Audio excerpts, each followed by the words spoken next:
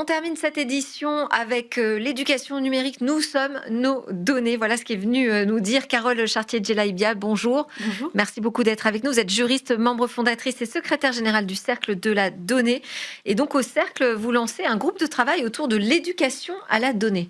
Exactement. Oui. C'est vrai que ça fait un moment que l'idée nous trotte dans la tête. En fait, au gré des études qu'on a pu faire, c'était une constante. Ça revenait à chaque fois. On manque d'éducation à la donnée. Donc, on s'est dit, on y va, on lance ce nouveau groupe de travail parce qu'il y a un réel besoin. Vous avez des premiers constats ?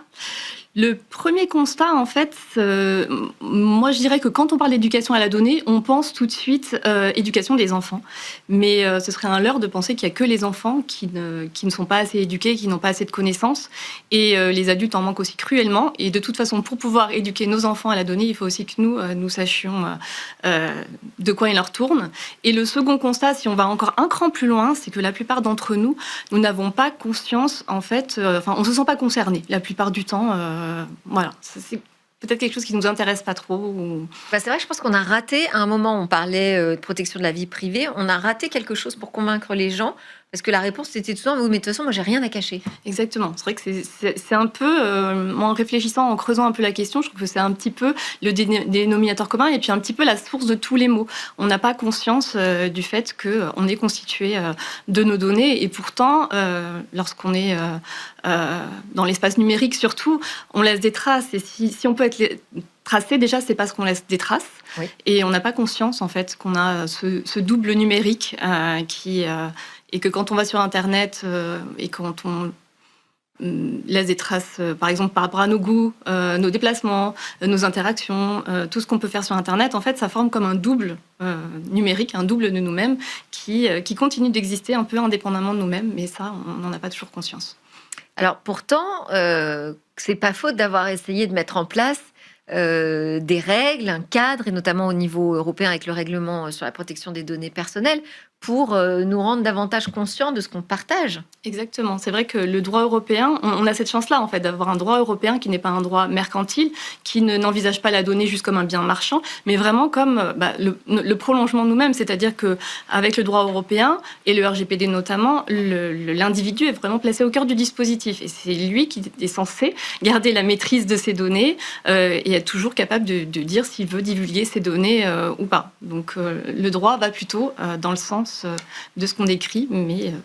dans le sens normalement, de la maîtrise et de la prise de conscience. Et pourtant, il n'y a pas de prise de conscience. Comment est-ce que vous expliquez ça ? Moi, je pense que ça s'explique notamment par le fait que ce soit intangible, en fait. Le fait que ce soit peu visible. Si je fais le parallèle avec le droit de la personnalité, là, je pense que ce qui est aussi un attribut du même genre, en fait, un attribut de la personnalité, tout comme nos données, là, je pense qu'on va se sentir plus facilement concerné parce que c'est quelque chose de visible. Si on détourne notre image, on va être plus à même de garder, d'en conserver la maîtrise que d'autres données, comme par exemple nos déplacements. Je sais que finalement, nos données GPS sont quelque chose d'extrêmement sensible, et pourtant, on ne va pas y mettre la même attention qu'à notre image. Oui.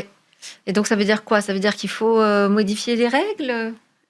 Il faudrait trouver peut-être un moyen de rendre ça tangible. Alors là, on n'a pas encore réfléchi, mais c'est vrai que si on fait le parallèle avec notre compte en banque, par exemple, l'argent aujourd'hui est quand même quelque chose d'assez intangible, et pourtant, on voit sur notre compte en banque combien on possède, ce qui n'est pas forcément le cas. Il faudrait peut-être avoir un compte en banque de nos données, mais c'est vrai que aujourd'hui, on a tendance à dire, sur Internet, il y a beaucoup de gratuité.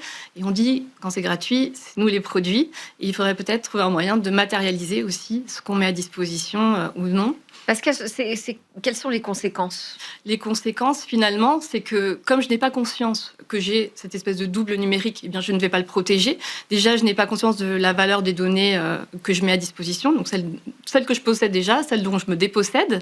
Et puis, finalement, en n'ayant pas cette conscience, on n'est pas à même déjà de protéger nos données, ni de les défendre. Et on le voit, par exemple, dans le cas des class actions, j'étais venue l'évoquer ici même. En fait, il y a très peu d'engouement pour des actions de groupe pour défendre les données personnelles parce que les gens ne se sentent malheureusement pas concernés. Ah oui, non, ça m'avait vraiment frappé quand vous étiez venu en parler. Peut-être que aussi, plutôt que de dire ce sont des données que vous devez protéger et on nous répond j'ai rien à cacher, de dire qu'effectivement, il y a un risque de manipulation de ces données. Exactement. Et ces manipulations aussi des idées, des opinions, et qu'on constate aujourd'hui à travers les réseaux sociaux notamment. Tout à fait. Mais là, c'est pareil. Je pense qu'on manque aussi quand même de culture à ce niveau-là. Et est-ce qu'on a les bons outils pour se protéger ?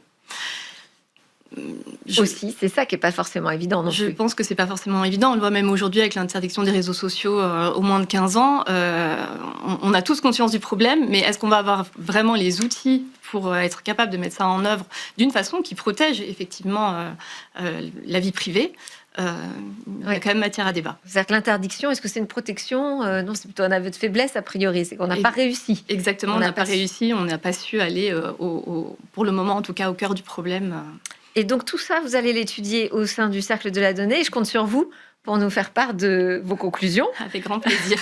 Merci beaucoup, Carole Chartier-Djilaïbia. Donc, je rappelle, vous êtes juriste, membre fondatrice et secrétaire générale du Cercle de la Donnée. Et merci à vous tous de nous suivre.